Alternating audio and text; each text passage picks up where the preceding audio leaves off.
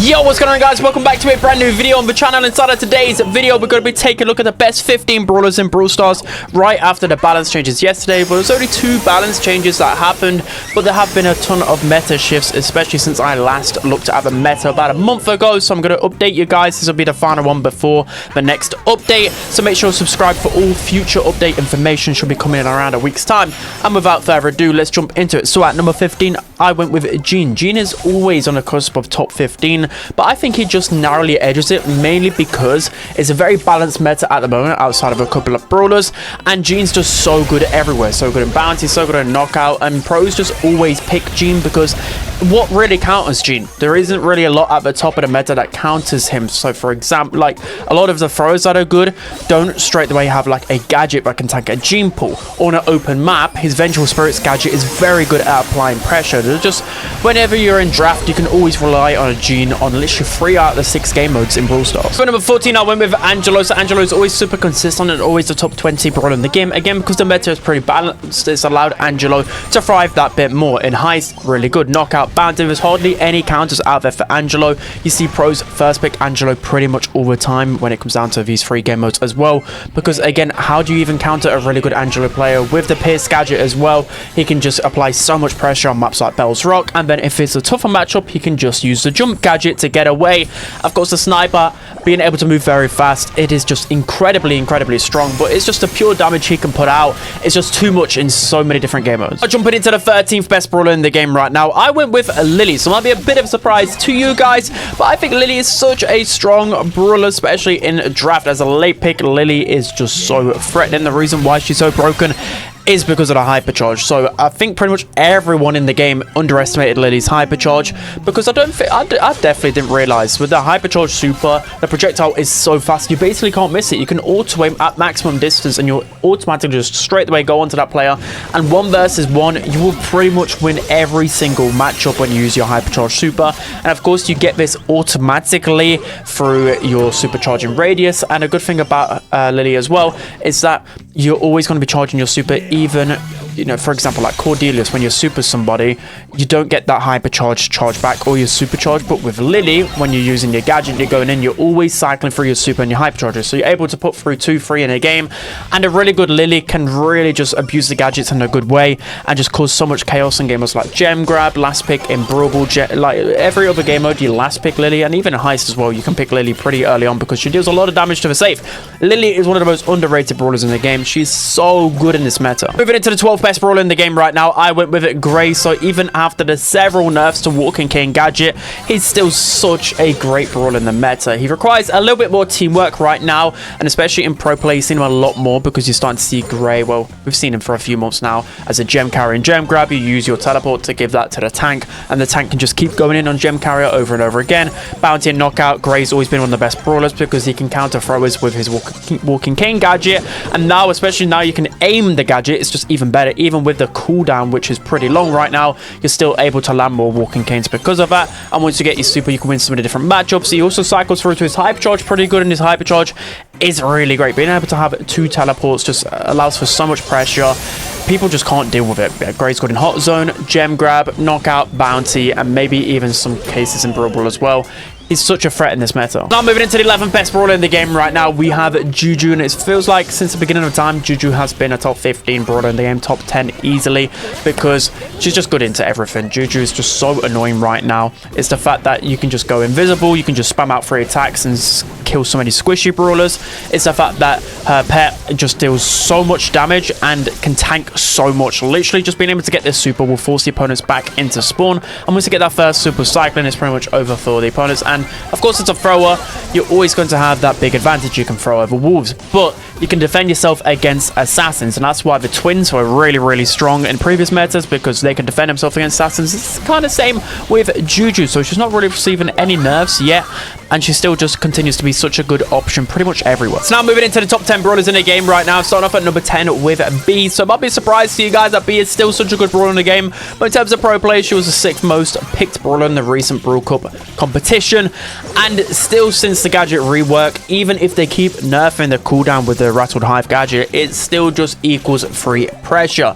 And it's the fact that you can get this every, what, 30, I don't even know how long it is right now, less than 30 seconds still. Even if it was 30 seconds, it'll be really strong. You get my point. And B can shut down so many aggressive ideas. And then a hypercharge takes a little while to get going, but once you get the hypercharge, a lot of the time it just equals a free team wipe or just free complete control. Again, the gadget just equals control, and just the pure damage that B can put out just makes her such a good threat pretty much everywhere outside of bounty and knockout. Sometimes you can even use it there as well. She's been just abused by the pros right now. So now moving into the 9th best brawler in the game right now, we still have Lu. So Lu has been such a great brawler in the meta ever since they buffed his reload speed.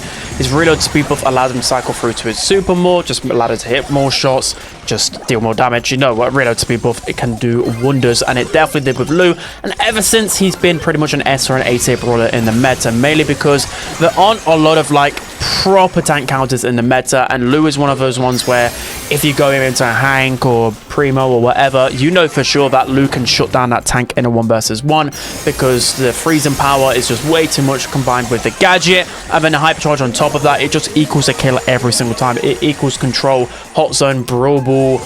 You know, even as a defensive brawler in Heist, you're just always going to go Lu, and you can even see Lu in like knockout and bounty if there's several tanks on the opposition's team, because he's just that guy right now. So the 8th best brawler in the meta right now, we have Gus, and Gus has definitely reclaimed himself back into near enough the S tier in the meta, thanks to his hypercharge. So already he was a pretty solid brawler, but he wasn't really being played too much by pros before the hypercharge. I'd probably say like in and around the bottom of A or high B, but his hypercharge is just so good. You can cycle it so quickly, and it's the fact that it can do so much damage, and then if you get a good hypercharge super onto your teammates, it can also heal people around him as well, which is really good. And it's just a fact, again, you can cycle it so quick. With Gus, he's a sniper that can still beat other snipers, even though he's technically a support, because thanks to his shield and his Cookie Popper gadget, you can confirm kills pretty easily. But it's just his main attack projectile. It's the easiest projectile to hit out of all the snipers, so of course you're going to be hitting more shots. Of course you're going to be cycling through to more hypercharges. So yeah, he's just always going to be that underrated brawler. And when you start to see Gus in like Gem Grab and Brawl, typically those game modes will get countered a little bit by those assassins, but you're starting to see him then. That's when you know he's a really big threat in the meta. Okay, so now jumping into the 7th best brawler in the game right now, I went with Buster. So I don't know whether my personal bias has bumped him up a few spots, but I just think he's absolutely top 10 brawler in the meta. Can we just talk about it? If you watch Brawl Cup, you'll just know the power of Buster right now. The cheesy strategies you can do with him, it's just insane. It really is insane. So if you're wondering why he's so strong, it's his hypercharge. His hypercharge super isn't even good, but it's the stat boost you get on top of that, and it's the fact that you can automatically get your hypercharge for free just by standing near people. You think of knockout, you think of bounty, you're always going to be grouped up with Buster, so you're going to be cycling hypercharges for free. In knockout, you can cycle 1 hypercharge in 1 round. Of course, that's broken, and it's also the fact that Buster can free shot so many brawlers, and you pair this with one of the best gadgets in the game that pulls him towards him, and then after that pull, you just 2-shot them. This combination is just completely broken. A good Buster player is just pretty much unstoppable, especially timed correctly with his super. His super is actually one of the best in the game when you think about it defensively. So Buster easily top 10 brawler, and he was the 2nd most played brawler in Brawl Cup.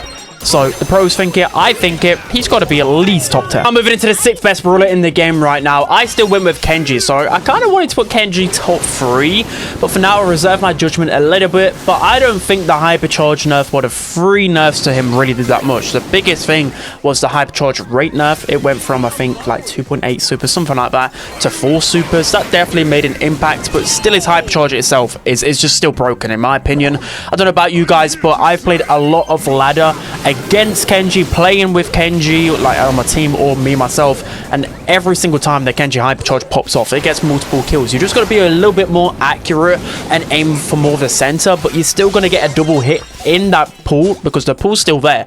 You still get like that 25% left, you know, it was nerfed by 75%, so it still pulls in the brawlers with the hypercharge. And you teleport on top of them with the hypercharge stat boosts on top of that. it just is all too much. It really is too much. So I don't know what they're going to do with Kenji, to be honest. Again, they probably need another fix for this in the future. But for now, I think he's near enough top 5 brawler in the game still. I don't know about you guys. He's still broken. His hype charge is so good. So now moving on to your top 5 brawlers in the game right now. At number 5, I went with Chester. So Chester's always good old reliable when it comes down to a tank counter and then the hypercharge. And do I even need to explain anymore for these Chester mains? His hypercharge is completely done broken. It just one-shots every single brawler inside of the game. You can cycle multiple hypercharges, that equals team wipe, and whenever there's a hypercharge like that in the game, they become one of the best brawlers in the game. Ever since hypercharges come out like a year ago plus, you think of like Maisie in the past, you think of Fang, the same is happening with Chester, the same is happening with Kenji. That hypercharge is really that broken, it just shoves him at the top of the meta, and even since the nerfs, he's still really strong. Again, you think of like the game modes where you play Chester and you think of Brawl, if you have a hypercharge, it pretty much equals a goal every single time. There's no counterplay to it, and he just rips through tanks, and there's a lot of good tanks at the top of the meta, so he's just that go-to brawler. I'm moving into the 4th best brawler in the game right now. I went with Jae-Young, so myself is just completely broken. Of course he is. Why wouldn't Jae-Young be the best brawler in the game? So in terms of his play rates in competitive, he was the 5th most banned brawler, so again, just highlighting how good he is, but it's because Jae-Young can just cycle through supers infinitely. You get infinite buffs, and it's the fact that your speed buffs are infinite as well. It's so broken. In 1v1 interactions, you know how vital speed is. You think of Stu's gadget speed zone, that can just literally win your 1v1 in its own. You think of a max speed, it just overwhelms the opponent. The same goes with Jae-Young, except for you have infinite speeds with his main attack, and even though it doesn't deal a lot of damage, it's just still the amount of pressure you can get on the map. And once you get, especially because you can switch between modes every like 7 or 8 seconds, you're just going to infinitely get these buffs. And then when you get that speed buff as well, again, you get it for free. You don't even have to deal damage, you get it for free. That's free pressure, and free pressure can win you games. And not only that, of course, he has a good amount of healing, but his damage is absolutely brutal with his gadget. His damage gadget is insane. You can free shot so many brawlers in the game, and at range as well. So that probably needs a nerf if anything, but Jae-Young's so versatile, so good in literally every single game mode outside of Heist.